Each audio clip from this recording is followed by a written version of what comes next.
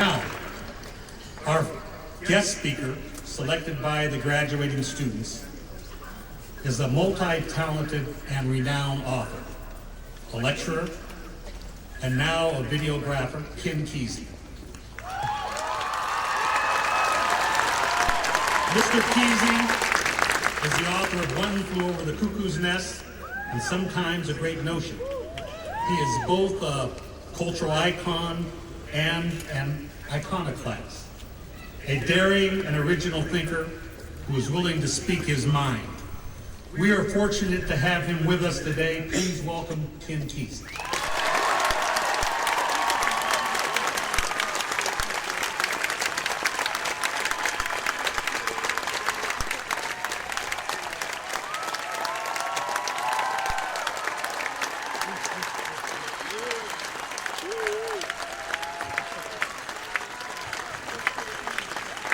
Okay. I was here 30 years ago. I had a good friend, Lee Anderson, was teaching. The college had just opened, and was it Gil Evans was the governor? He declared that this college should be built to accommodate all of the hippies so they could get all of the people there to keep an eye on them in one place. I can say it's been successful.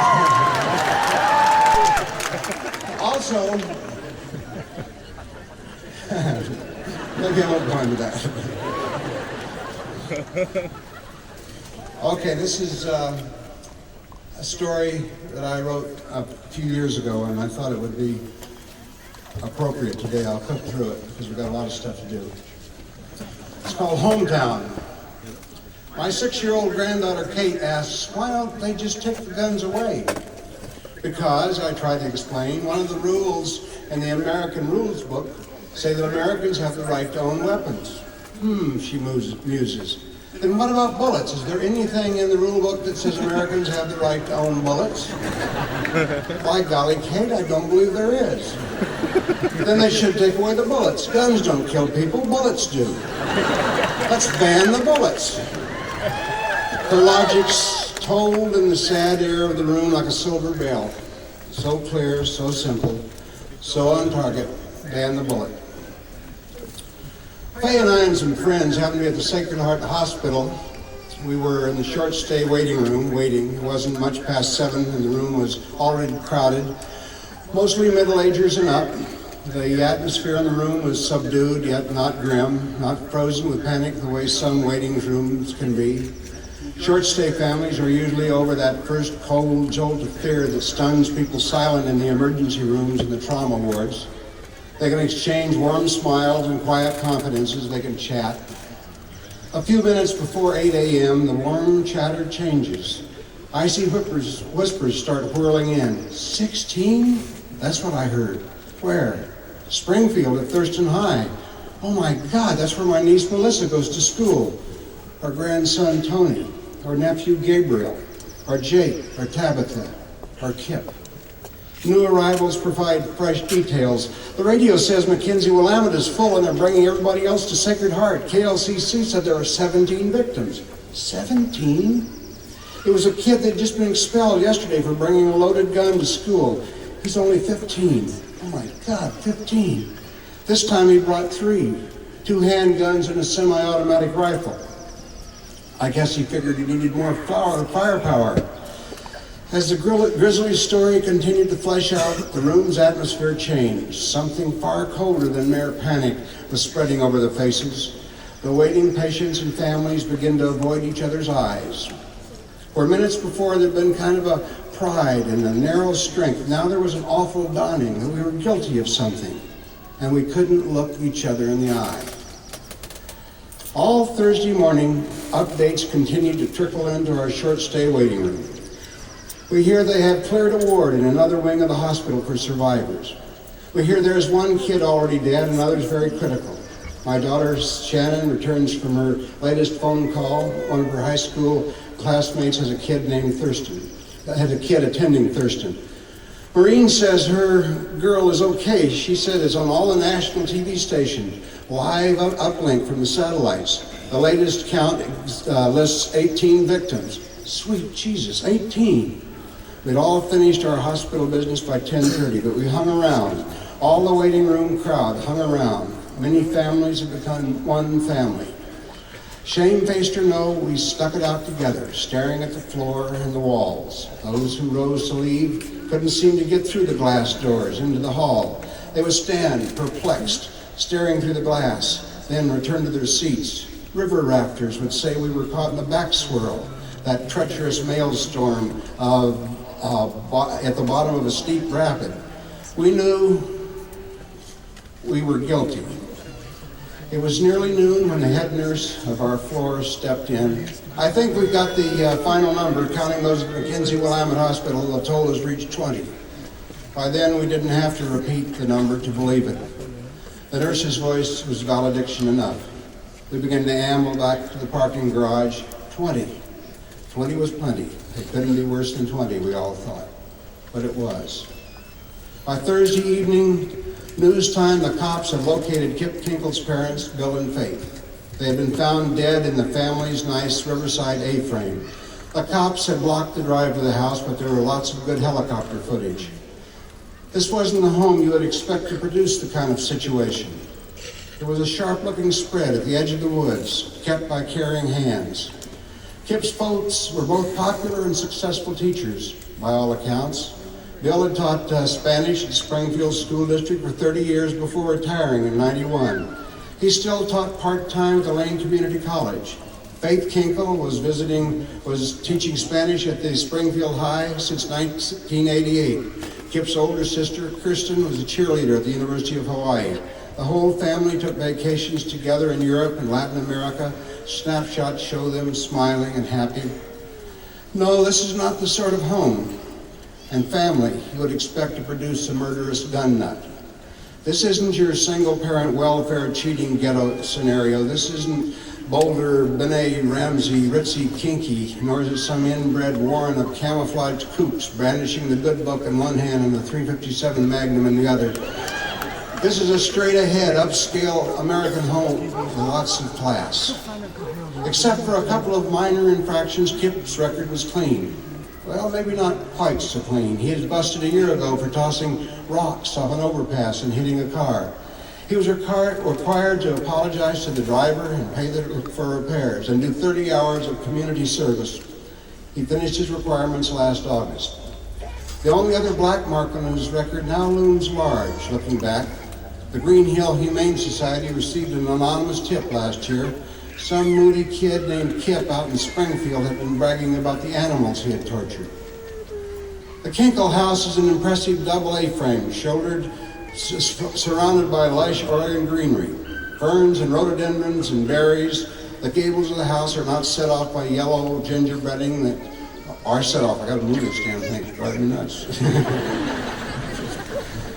The gables of the house are set off by yellow gingerbreading that looks homemade and hand-painted. In fact, you wouldn't be surprised if you found the whole house had been designed and built by Bill Kinkle. Photos suggest he was one of those unique Oregon citizens capable of teaching college and keeping a chainsaw sharp as well. Faith Kinkle seems to have been just as exceptional.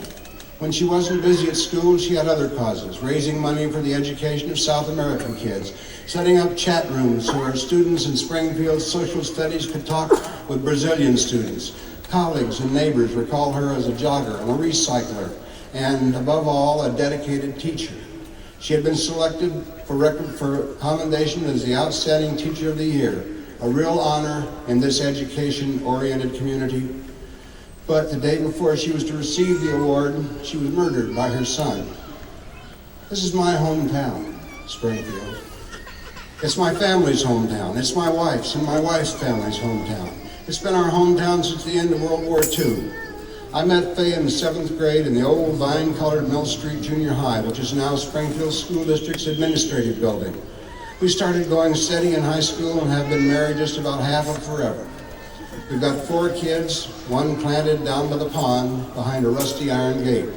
We're the prideful grandparents of 3 of the smartest and prettiest and funniest grandkids in the world. We live in a big barn that is a haphazard ramble of half-finished rooms and windows and plumbing problems. The barn is on a 70-acre farm that used to belong to my brother, and before him to my father. We shared this spread with a meandering of occasional friends, and dogs and cats and coons and sometimes llamas and nutrias and frogs and bass and dragonflies and wild birds and ducks of various breeds. Yesterday we watched a mama merganser lead 8 fuzzy little ducklings into the pond for their first swim. Woodpeckers peck, peacocks shout at the rain, chickens cluck and roosters crow. Cows and calves roam the fields with a lazy eye on last summer's baled hay. There's 3 tractors, 2 mowers, a nearly new baler, and a Ford rake on the verge of venerable. Overhead drawers are packed with outgrown Grateful Dead t-shirts. Faye's office is a gaudy stir-fry of tax forms and crayons and spreadsheets and wrapping paper and rubber balls and toys and art supplies. And Made Fresh Weekly, those big red and blue and yellow saran-wrapped gobs of Play-Doh that she makes for her Sunday school classes 3 times a week. Upstairs is still more clutter and crap, not to mention owl casings that the owl family thumps down on the hayloft floor.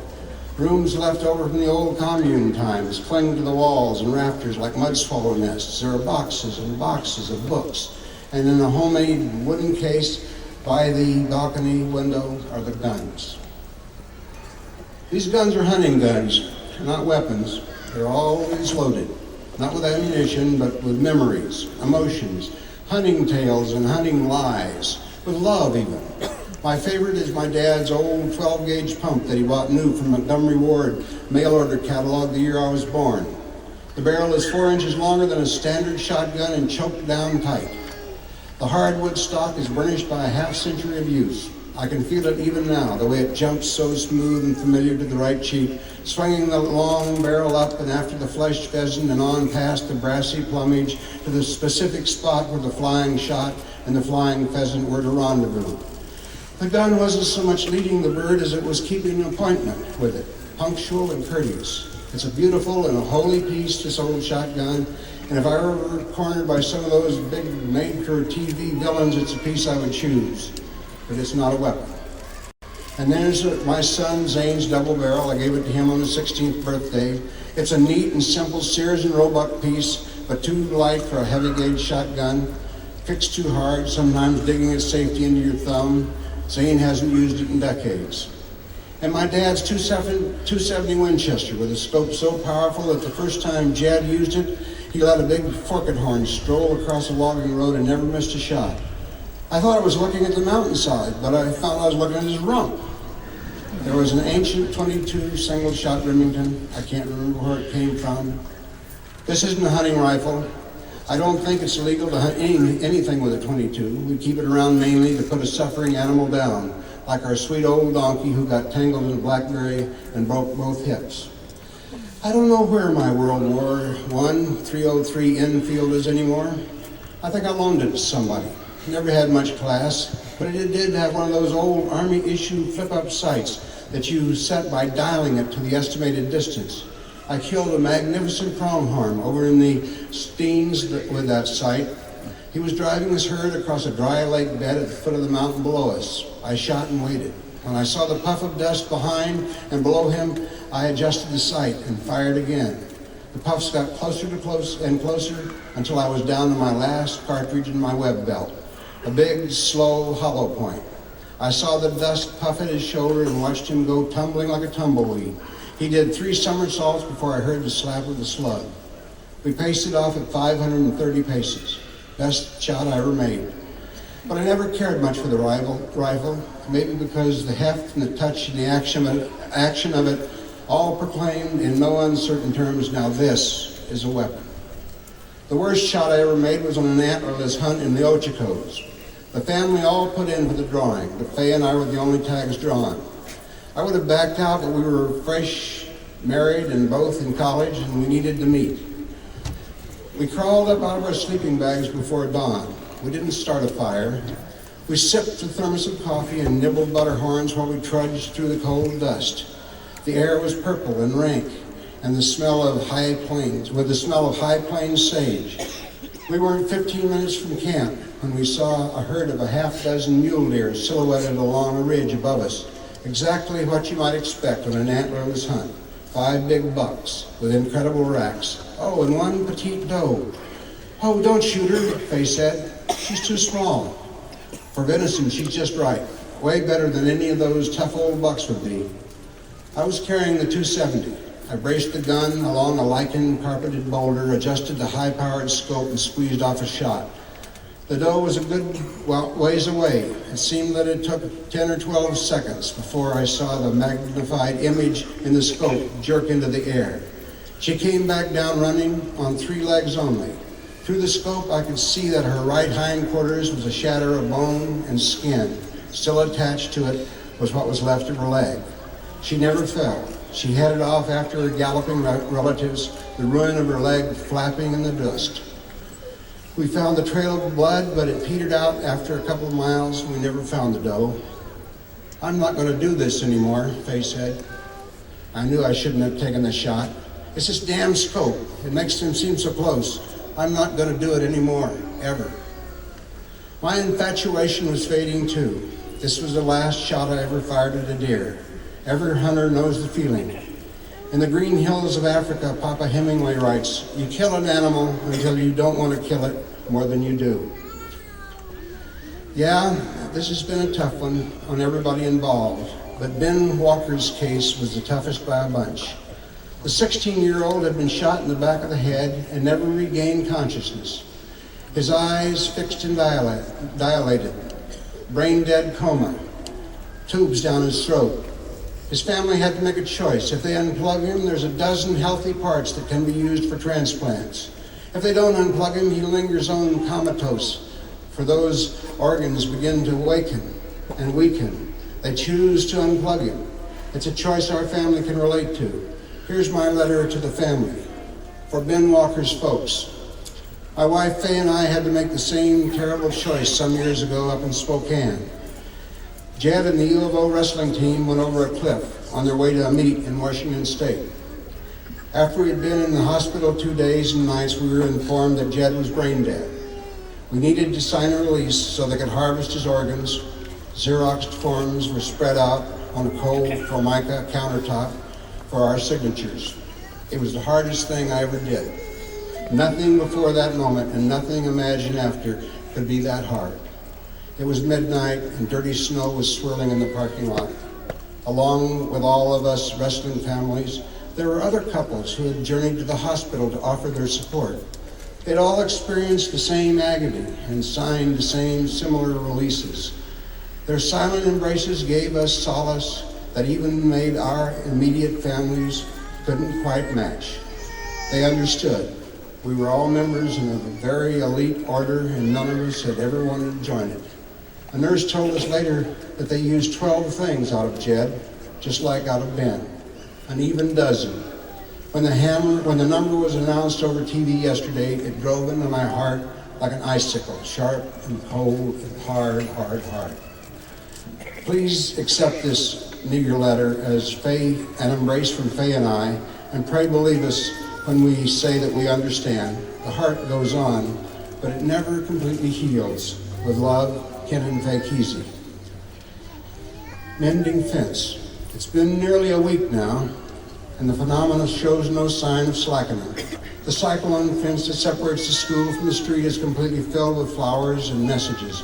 All the big network rigs remain parked along this curb, all their dishes raised and tilted toward an unseen satellite. They look like vast white sunflowers. The grass curb and fence is a long time gone, and a nice covering of clean pine shavings covers the mud. Cars creep past, slow and quiet, like relatives creeping past an open coffin.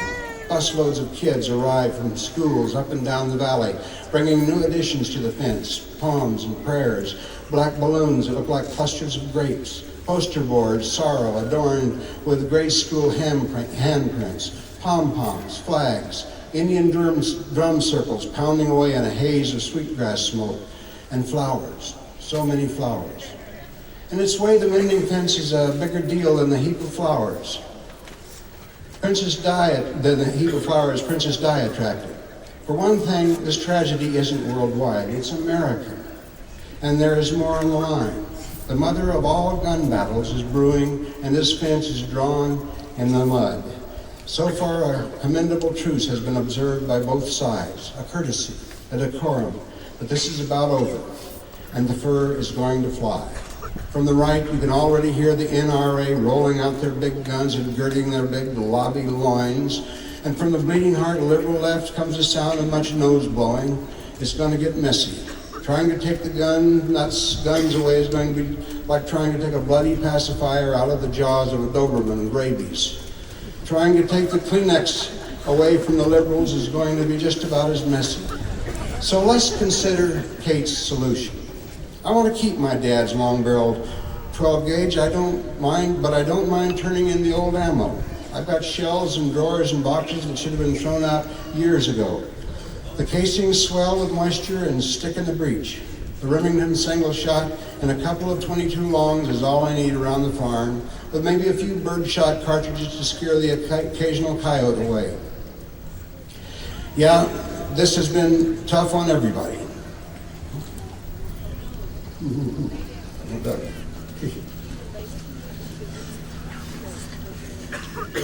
Where's the rest of the pages? Great God. Did I lose them over there?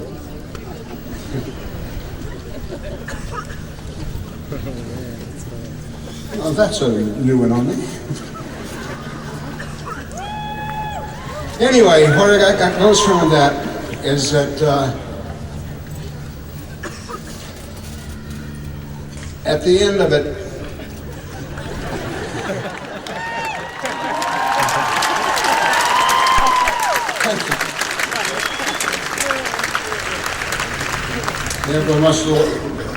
okay, at the end of it, I end up talking about what is happening in Waco and Ruby Ridge and all of these places where people are going to vent their anger against somebody that's against them.